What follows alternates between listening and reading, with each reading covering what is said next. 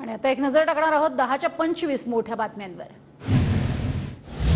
नरहरी झिरवाळ यांचा मुलगा गोकुळ झिरवाळ दिंडोरीमधून इच्छुक गोकुळ झिरवाळ यांच्या समर्थकांनी शरद पवार गटाचे जिल्हाध्यक्ष कोंडाजी आव्हाडांची घेतली भेट।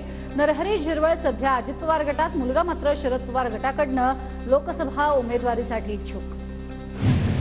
अंबादास दानवे आणि मी हातात हात घेऊन प्रचार करणार, मातोश्रीवरील उद्धव ठाकरेंसोबतच्या बैठकीनंतर चंद्रकांत खैरेंची प्रतिक्रिया।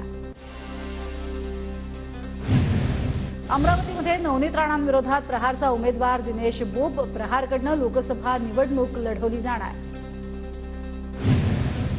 वेळ आल्यास महायुतीतनं बाहेर पडू, पण अमरावतीतनं उमेदवार मागे घेणार नाही, नवनीत राणांविरोधात उमेदवार देण्यावर बच्चू कडू ठाम।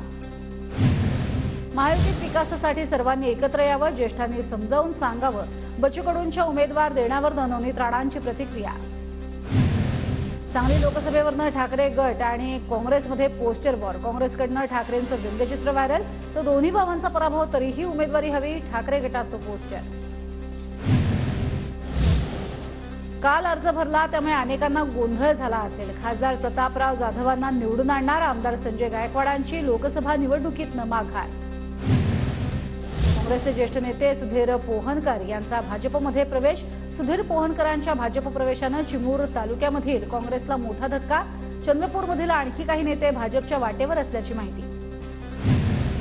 ठाकरे गटाच्या अमोल कीर्तीकरांना ईडीचं दुसरं समन्स, 8 एप्रिलला चौकशीला हजर राहण्याचे आदेश, अमोल कीर्तीकरांवर कथित खिचडी घोटाळ्याचे आरोप। काँग्रेस पक्षाला आयकर विभागाकडून नवी नोटीस, आयकर विभागानं काँग्रेसला आकारला 1700 कोटी रकमेचा दंड, 2017-18 आणि 2020-21 कालावधीत दंड व्याजासंदर्भात नोटीस।